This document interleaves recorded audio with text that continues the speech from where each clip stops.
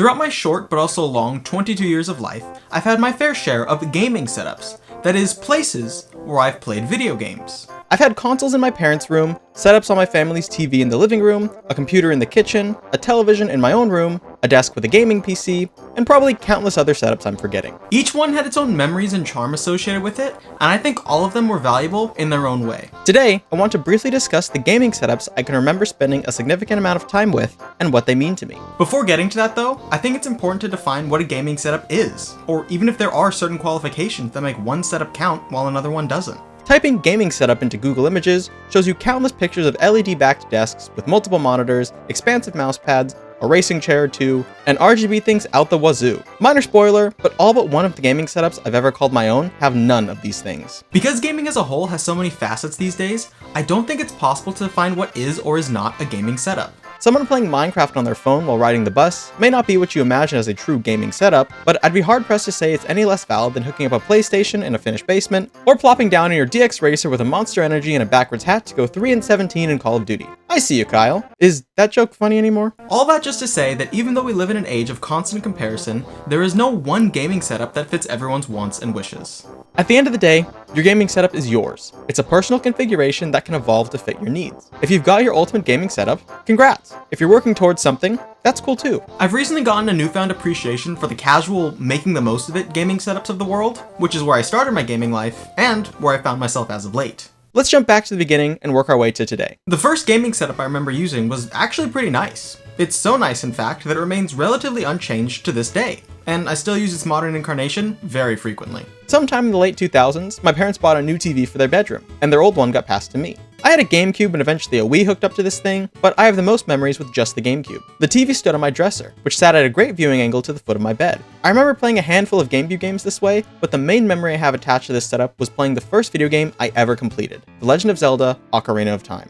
When I say beat, I use that term a little loosely because what I would do was spend hours and hours watching video walkthroughs, then I'd go and do exactly what the host did on my own save file. I didn't 100% complete the game, but with the amount of time I sunk into watching guides on how to do just that, I definitely could have. Speaking of video walkthroughs, this setup was actually where I got my first experience with recording my own gameplay videos. Like the host I had watched hundreds of times, I also wanted to make videos about playing video games. I was like 6 at the time, so I never posted them, but I did record myself playing games with commentary. It was a primitive setup that had my MacBook recording the screen with photo booth, and the audio was just the TV speakers turned up and me behind the laptop speaking, but it was all mine, and my young self was really proud of what I could do. I had this exact setup a while ago, so I can't recall if it was super comfortable or not.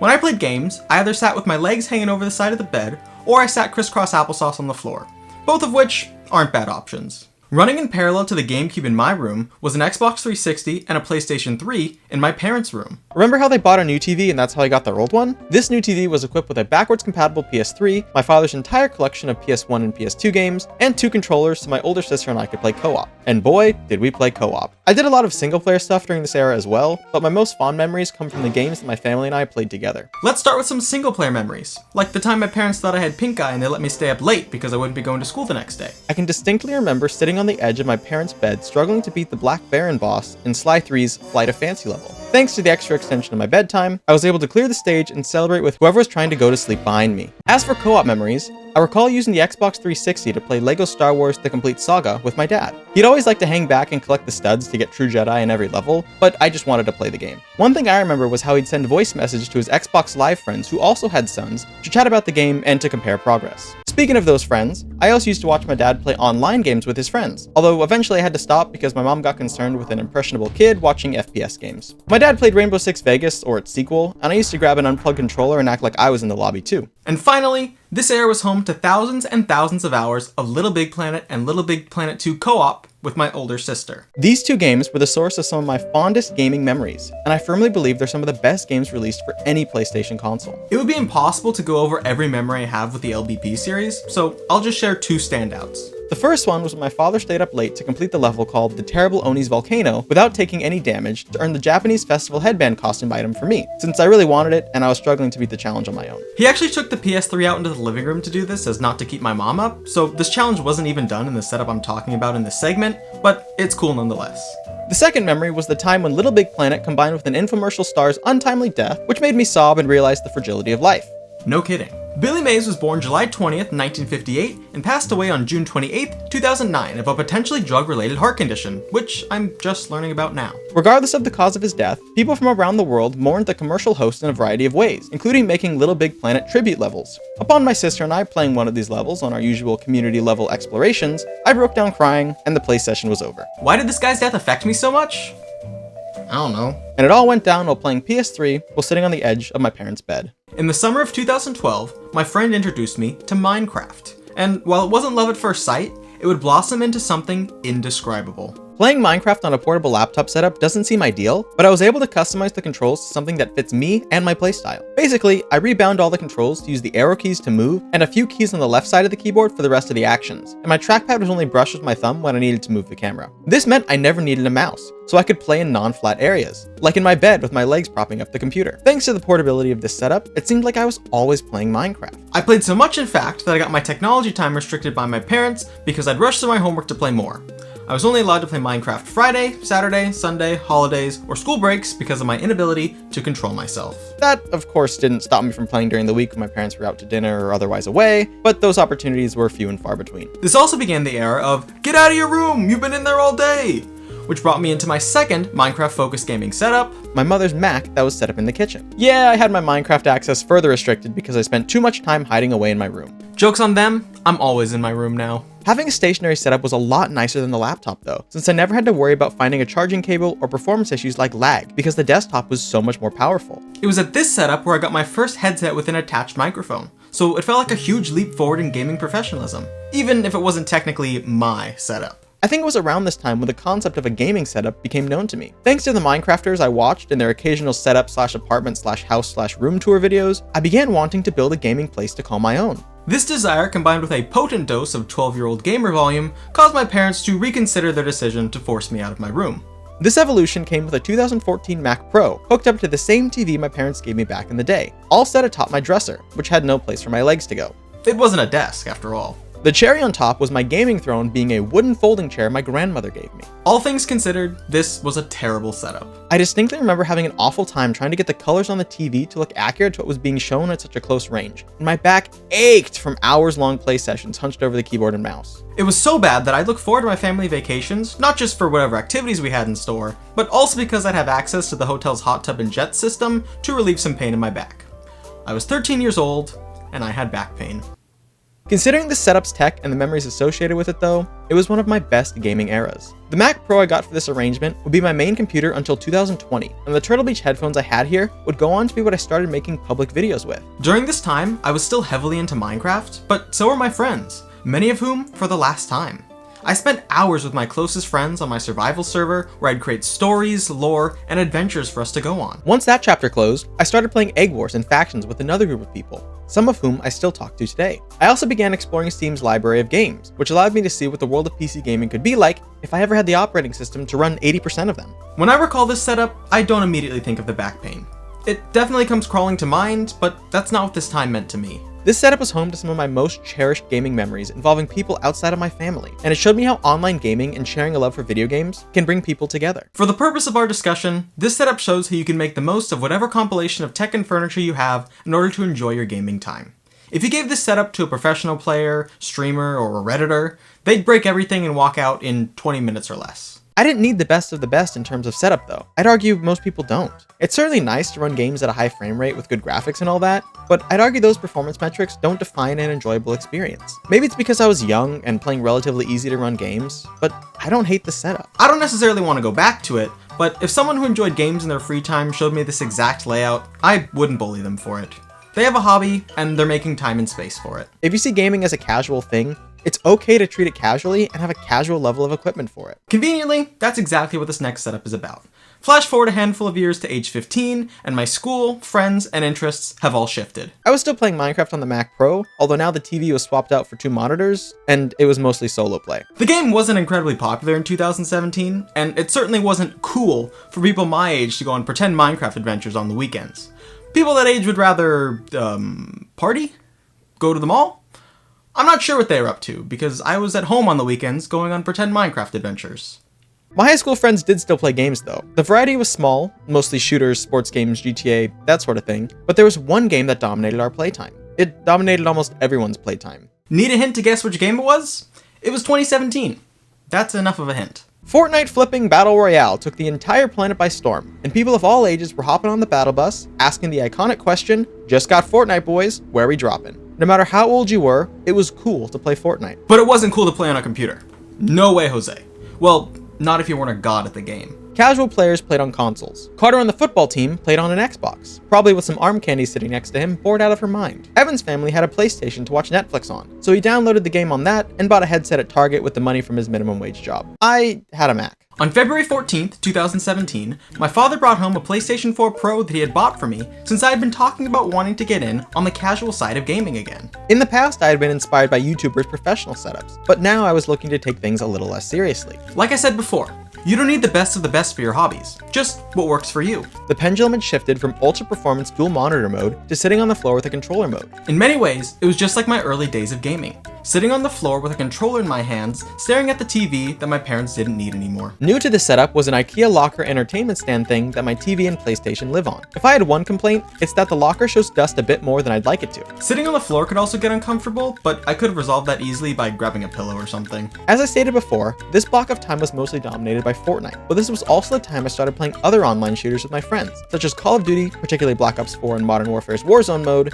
and Apex Legends. But there was also a healthy dose of other let's go around games, like GTA. Conveniently, all of my high school friends were secretly Minecrafters as well. One of my friends hosted a pretty massive creative world that everyone collaborated on, and throughout the years we had a handful of survival worlds as well. Funnily enough, the host of the world had invented a character known as the Ghost that haunted the creative world and would appear every once in a while. The Ghost was just him with an invisibility potion on, but nobody was supposed to know that. Even when it wasn't cool, I was still going on imaginary adventures in Minecraft on the weekends. As is the case whenever you get moody high schoolers together late at night, this setup also hosted some real talks about life's greatest problems, like failing your driving test, or getting stood up on a date at a boba place, or failing your driving test a second time. Looking back, our problems were small and we were carrying the weight of the world on our shoulders, but who wasn't in their mid-teen years? Getting to a late round on Call of Duty Zombies while talking about our deep-seated pains and our hopes and dreams felt significant at the time, and it was certainly meaningful. I don't think these conversations, however goofy they might have been, would have been as meaningful if I were sitting at a desk in a racing chair, basking in the glow of 1,000 LEDs. I've had my fair share of Discord calls discussing important topics in the modern age, but those felt different for sure. More serious, both in the sense that the issues being talked about mattered more and that it was a more mature setup. Hearing someone talk about their bad grade on a test through a garbage microphone just hits different. If it wasn't entirely obvious from what I've said so far, this setup was mostly used to play multiplayer games. The Nintendo Switch came out in 2017, and I had that hooked up here as well, but I didn't play it nearly as much as the PlayStation. Pretty much, if I were gaming from 2017 to 2019, it was sitting on the floor in front of this setup online with some of my friends. It was perfectly casual. But gosh, if I don't like to swing that pendulum back the other way. In July of 2019, I took a trip to IKEA with my family to buy a desk after fully rearranging my room in order to optimize it as both a bedroom and a recording studio, as this was the beginning of my YouTube Let's Play days. This setup, which is mostly the same today barring one fairly large change, was what I had imagined the dresser/Mac Pro setup to be like when I was using it. It had the same computer, same monitors, but a massive overhaul in the comfort and ease of use departments. Having an actual chair not hunching over the keyboard was a night and day difference. I know me raving about 3 pieces of wood oriented to make a table is kinda goofy, but it's what I had been after since the beginning of my Minecraft days. Like I said, it's where my time on YouTube started as well. I hooked up my PlayStation to a capture card and that capture card into my Mac so I could play my console games off of the display capture software. This allowed me to record the footage and speak over it in real time, leading me to create my first collection of Let's Play videos. As with everyone's first videos, they're not fantastic, but they are literal time portals to what it was like playing video games in those times. I have some videos with my high school friends too, which is a double dose of good memories. If I had never made the leap back from the TV setup to the computer setup, I wouldn't have access to revisiting these moments. As time goes on though, interests change, relationships change, and people move on. A year later, around October of 2020, I had moved from my Mac to a custom-built gaming PC, which had led me to pretty much abandon consoles for a little while. It was the pandemic. People were moving off to college and meeting their new classmates, and I found myself chatting with my high school friends less and less. That certainly doesn't mean I was gaming alone though. I had reconnected with some people from middle school, and now that I had a great PC running Windows, the entire library of Steam games were available to me. I kept making Let's Play content of mostly older Nintendo games, but when I was playing for fun or with my friends, there were a variety of things we do. We had our Call of Duty phases for sure, but there's also a mix of Counter-Strike, Phasmophobia, Minecraft per usual, and whatever else was coming and going in the gaming sphere. I played old games for my YouTube channel, but I missed out on most new releases because I wasn't particularly in a single player mood. Honestly, if I wasn't playing with my friends or recording for YouTube, I wasn't really in a gaming mood. Eventually, my desire to play games that didn't fit into my Let's Play upload schedule did come back, and I began playing single-player games casually again. I played Marvel's Spider-Man and its sequel, Spider-Man Miles Morales, in the summer of 2023, and those games were really eye-opening. Gaming wasn't only a thing I did for YouTube or as a social thing. It was a hobby. How could I have forgotten? For a few months, I kept playing games that interested me on the side. The Resident Evil 2 remake was one I had my eyes on for a while, but I didn't make time for it until fairly recently. It was an enjoyable play though, and it really solidified the concept of gaming for fun being a worthwhile pursuit again. Thus, we arrive at the modern era of my gaming setups. I still sit at my PC and play games for recording sessions, but I'm also back where I feel I truly belong, sitting in front of a TV.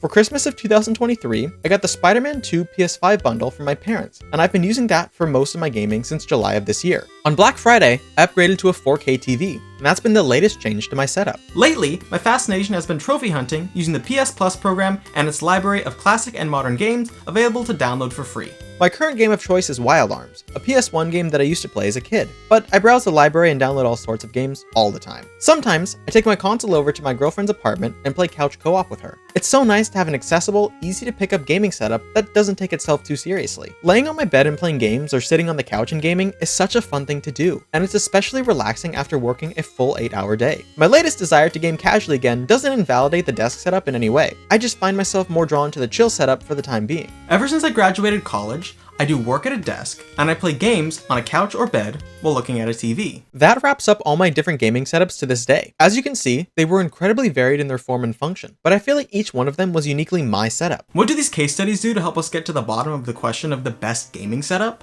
Well, I think the best gaming setup are the ones that just feel like a part of you. These theoretical setups with the reclining action and 180-degree monitor and surround sound all enclosed in one of those Wall-E floating chairs seem cool and futuristic, but they're a bit much. These days, most Google image gaming setups also feel like they're a bit much. They're not super practical in my mind. I don't want to diss anyone for having those setups, but I think it takes a certain person with a certain lifestyle for those setups to make sense. In general, the commodification of gaming setups feels like a step in the wrong direction to me.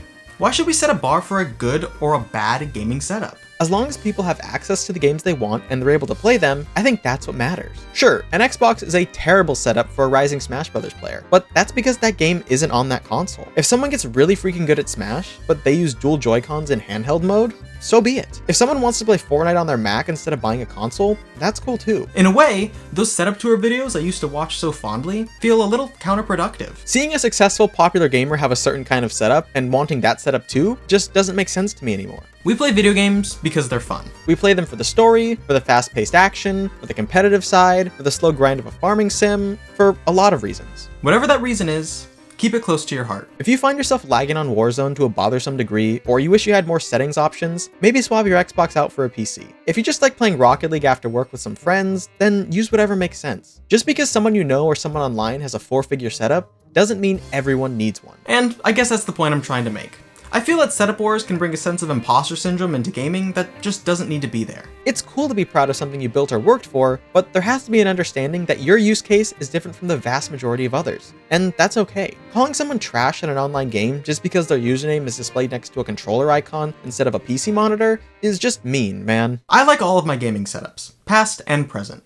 Each one means something to me, and they hold memories that are specific to their time period. If someone were to tell me that my setup sucked, I'd be hurt. I'd be hurt if they said it while I was using it, for sure, but I'd be more hurt now. Because I don't see the MacBook struggling to run Minecraft when the battery is low. I see the device that let me play hours and hours of my favorite game with my sisters anywhere I want. The tech and peripherals don't matter. The memories do. And if your gaming setup lets you have fun and make memories, then it's the perfect gaming setup for you. With that in mind, it's clear that all gaming setups have merit. Except this one. Seriously? A folding chair with a dresser?